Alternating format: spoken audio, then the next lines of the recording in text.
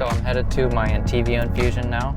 I just wanted to give an update on my ulcerative colitis situation. I noticed that on my YouTube channel, my video about Entyvio was well received by other people that have UC. Today is a special day. Today, I get my Entyvio infusion, a new life-saving drug for my ulcerative colitis. And as you can see here, balance 10,468. So that's 52 weeks in a year divided by 8-week infusions equals 6.5 yearly infusions times cost of Entyvio equals $68,046.81 a year.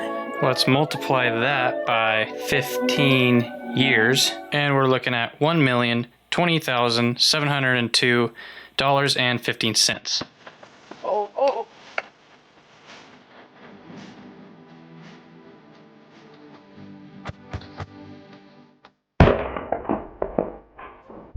Good news is that I'm actually in remission, and I've been in remission for quite some time now, which is fantastic. And I'm very thankful, and I'm pretty sure that a lot of it has to do with Entyvio. I have to go into an infusion center, and they intravenously put it into my bloodstream over a 30-minute period of time. I have to do that every 6 weeks, indefinitely. It's a new drug. You know, we don't know what the long-term effects of it are, but so far it's really helped me, and I've been able to maintain remission because of it. I just wanted to talk about how I was able to travel and also have these infusions that I have to have, and kind of balancing that. So if anybody watching and they're a traveler or they're busy, they move around a lot, I think I can provide some valuable tips and pointers and what to expect getting Entyvio infusions in different places. So originally I got my infusions in Montana.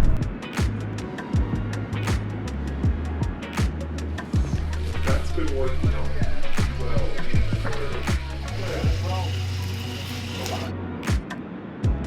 And then I ended up moving to Hawaii. And before I moved to Hawaii, my doctor actually gave me a double dose, back-to-back doses, because we didn't know how long it would take for me to get my infusions while I was in Hawaii. So after I got those back-to-back infusions, it actually was enough to put me in remission. That was like the first time I really was in clinical remission, getting infusions on an island. So that was actually a really difficult process, and it took 4 to 6 months before I was ever actually able to get my infusions. So there was 4 months there when I first moved to Hawaii that I didn't have any infusions at all. And by the 4th month, I started getting symptoms again. And so I was really worried, and I had to end up making phone calls, and we got it extradited and got the process moving. And on an island, they just don't have the infrastructure that they have on the mainland or in certain cities. So they had to actually fly the drug from Honolulu. So they had to time it and fly the drug over so that it got to me as soon as I was going in to get the infusion. So it was a complicated process, and basically it was just like a makeshift room that I had. There was just a chair, and I went to, ironically enough, naturopath clinic. They do Entyvio infusions. I don't know why. I guess that's just because I was one of the few people on the island that actually was supposed to get this drug. And they had to actually fly the nurse from another island out just to give me these infusions. So it was very complicated and a lot of trouble, but it ended up working out. This is my 4th infusion on the island. It's been 8 weeks since my last infusion. When I was on the mainland, I was doing it every 4 weeks. But right now I seem to be doing okay at every 8 weeks. This is the last infusion I'm gonna get here before I move to Vancouver. But then I'll have to, once I'm in Vancouver, I'll have to fly back here every 8 weeks to get another infusion. If we can't set it up in time. If we can't set it up in time in Canada. It's gonna be interesting. Oh, so you actually mix it yourself? Into a bigger bag. $10,000. Cha-ching. Oh, it's like a powder. And so I had to do the whole process over again. Not only was I immigrating into Canada, but I also had to do the process of getting my infusions. Because I didn't have access to healthcare in Canada, I had to actually drive back to my home state of Montana to get my infusions. So every 6 weeks, I was driving back to Montana, which is a 10 to 12 hour drive. So headed to Montana from Vancouver, Canada. Here we go. Bye-bye. Bye, Daddy. Oh, no, say goodbye. I was driving from Vancouver, BC, all the way back to Whitefish, Montana. What's up, guys? So sometimes I'd ride the train. I did fly one time, but mostly I rode the train and then I drove a couple times. The train is like, you know, a day, sometimes 2 days. For some reason it's way slower than driving, but driving is a big pain. So I would take the train, and that was kind of fun because I could just sleep on the train and then wake up and be in Whitefish in the morning. So I did that for quite a while, and once I got access to healthcare in Canada, that's when I realized, and it's really interesting to me because of the differences in health systems from the US to Canada is very different. And also the health system in Hawaii is very different from the mainland. So it's all been very interesting, and I have a lot of experience to share. Now in Canada, they have this thing called compassion care, and basically that means that they expedite the process of getting your infusions if it's an emergency situation. In my case it is, because my condition is very serious. Ulcerative colitis can be very serious, and if I don't get my infusions every 6 weeks, like what happened in Hawaii, I went for 4 months without an infusion and I started relapsing. I started getting symptoms again, and you don't want that to happen. So my experience in Canada has been actually really good. As soon as I got health care here in Canada, I was able to get my infusions really quickly, probably within a couple weeks.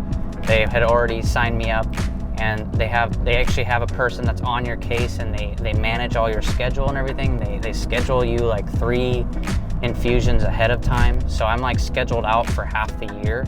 So yeah, the Canadian health system was very good for me in my situation, but everyone's situation is different, of course. So the reason why I decided to make this little video, for one, I wanted to tell you all about that I'm in remission, and give you a little glimpse into all the complexities that I've been going through with my infusions from moving from place to place, moving from Montana to Hawaii to immigrating to another country like Canada.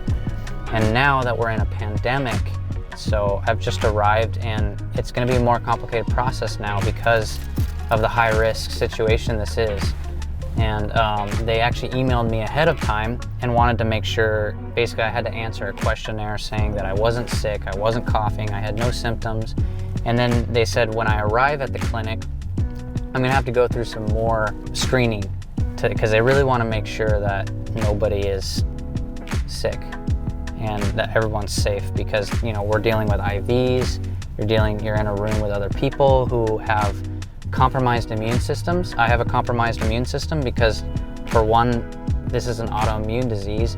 For two, the drug Entyvio is actually an immunosuppressant, so it actually pushes your immune system down, and that's how it works. That's how it helps with this condition.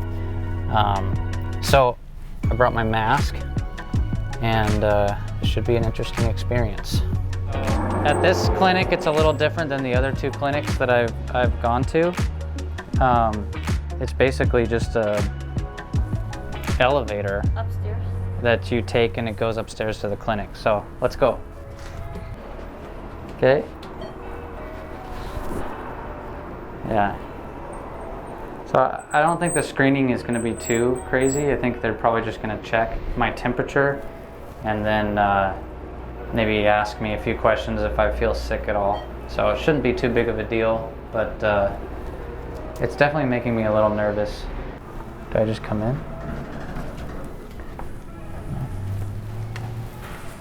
Hello. Hi. Yeah, Seth Pleasance.